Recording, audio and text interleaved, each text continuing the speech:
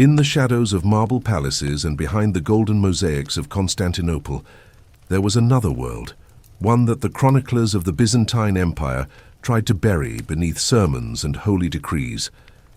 A world where emperors took lovers in ways too scandalous to record, where priests whispered about sins committed in candlelit monasteries, and where women, whether noble or enslaved, were subjected to acts that modern society would call unspeakable. But what exactly happened in Byzantium, the empire that called itself the heir to Rome and the guardian of Christendom? What sexual practices were so horrifying, so depraved, that even rival kingdoms used them as weapons of propaganda? Today, we will uncover the most shocking, disturbing, and taboo sexual practices of the Byzantine Empire. And I'll warn you, this isn't the clean, holy image that church mosaics and ancient chronicles would have you believe. This is Byzantium at its darkest. To understand Byzantine sexuality, we must begin with Rome. The Byzantines never thought of themselves as something new. They called themselves Romans, the eastern continuation of the empire after the western half collapsed in the 5th century. And with that, Roman identity came Roman traditions. The Romans were notorious for their sexual excesses, orgies, slave exploitation, same-sex liaisons, and even public displays of debauchery during festivals like Saturnalia.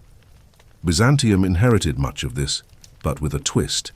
Because while Roman society was openly pagan, the Byzantines wrapped their sins beneath the cloak of Christianity. That contradiction between the holiness of faith and the reality of lust created one of the most repressed yet perversely indulgent societies in history. Let's start at the very top, the emperors themselves. The Byzantine emperor was considered God's representative on earth, almost a divine figure.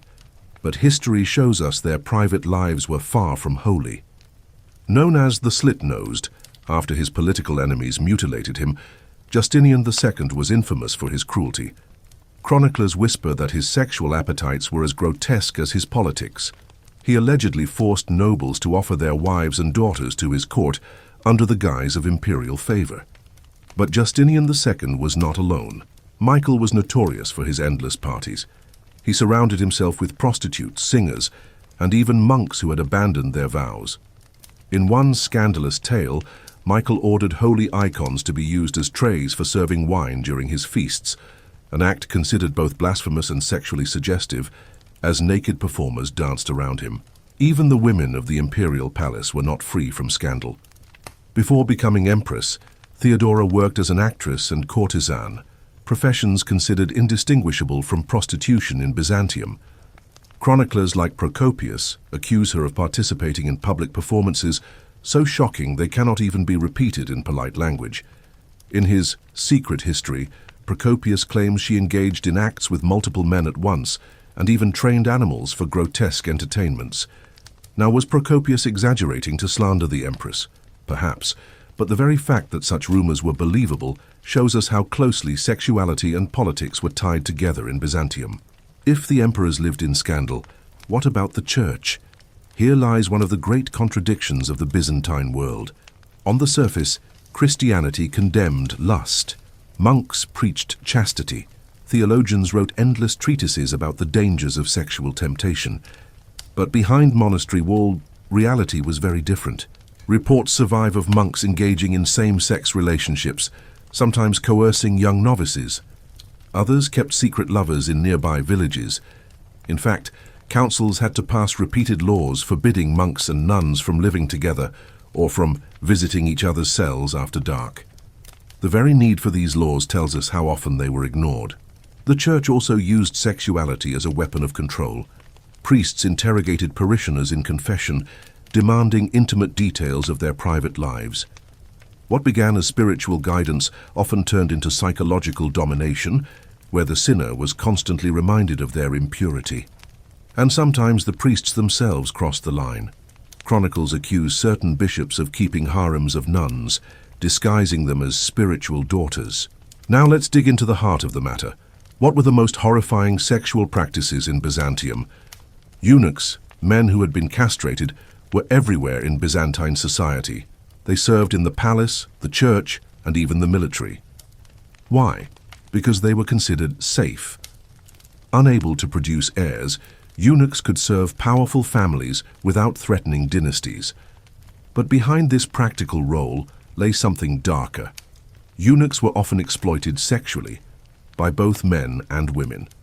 Imperial women, trapped in palaces and forbidden to take lovers, sometimes turned to eunuchs. Men in power, too, viewed eunuchs as safe partners, since there was no risk of pregnancy. For the victims themselves, castration was brutal. Some were taken as children, often slaves captured from foreign lands, and mutilated before puberty. Their bodies became symbols of the empire's appetite for control, not only of politics, but of sexuality itself. Among noble families, a woman's virginity was considered property, something to be guarded before marriage. To prove her purity, some brides were subjected to invasive and humiliating tests, often conducted by older women in the family. In certain cases, chroniclers suggest that these tests became spectacles, where multiple witnesses gathered to verify the result. Imagine the terror and humiliation of such a practice, performed not in private, but in the name of family honor. Byzantine punishments often carried a sexual dimension. Adulterers were paraded naked through the streets. Women accused of prostitution were flogged publicly. In one infamous case, an empress's rival was forced to walk through the hippodrome naked while the crowd jeered. This was not just punishment, it was a form of state-controlled erotic spectacle, shaming the body while also displaying it. The Byzantines spoke endlessly about sodomy. Laws, sermons, and letters condemn it as one of the gravest sins. Yet the more it was condemned, the more we see it appearing in records, especially in scandals involving priests and nobles. Foreign visitors, like Western crusaders, accused the Byzantines of indulging in the very sins they denounced. Whether true or not, the reputation stuck. Byzantium became associated with hypocrisy, where men preached holiness in public but practiced indulgence in private. Prostitution was everywhere. From the docks of Constantinople to the taverns near Hagia Sophia, sex was a thriving industry. Some women were free, others enslaved. Many were children, sold by desperate families. And here's the horrifying part. The state profited. Taxes were collected from brothels, and in certain times of financial crisis, the government actively encouraged the sex trade as a source of revenue. While harems are often associated with the Islamic world, Byzantium had its own version, the Imperial Gymnasium. This was the women's quarters of the palace, guarded by eunuchs filled with wives, concubines, and female attendants. Life inside was suffocating. Women could not leave freely nor choose their own partners. Their fates depended entirely on imperial favor. Some rose to become powerful empresses like Theodora. Others were discarded, forgotten, or forced into convents once they lost their beauty. Rumors swirled of orgies, secret affairs, and even poisonings within these walls. Chroniclers describe how jealous rivals sometimes resorted to blinding or mutilating each other to remove competition. For the women inside, survival meant using their sexuality as a weapon, because in Byzantium, a beautiful face could be just as deadly as a sword. Foreign travelers often painted Byzantium as a land of sexual corruption. Arab chroniclers mocked Byzantine hypocrisy, claiming the empire was filled with priests who preached chastity but secretly kept concubines. Western crusaders described Constantinople as a city of brothels, where even noble women were too free with their affections. Were these accusations exaggerated? Absolutely. But they reveal how Byzantium's reputation was shaped not only by its own practices, but by the propaganda of its enemies. As centuries passed, the Byzantine Empire weakened. Civil wars, invasions, and plagues ravaged its strength, and with decline came even greater desperation. Chroniclers of the late empire describe a society drowning in corruption. Emperors bankrupted the treasury with endless luxuries. Nobles indulged in ever more dangerous pleasures. The church, instead of reforming society, grew rich from taxes on sin.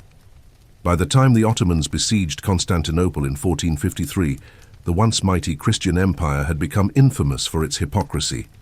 Behind the glittering mosaics of Hagia Sophia lay a history of exploitation, repression, and horrifying sexual practices that the world would never forget. So what does this tell us about the Byzantine Empire? That even the most holy, most powerful societies can hide the darkest secrets. That repression often breeds obsession.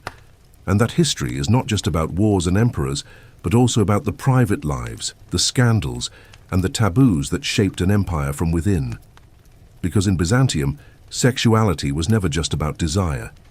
It was about power. And power, as history shows us, always leaves behind a trail of victims.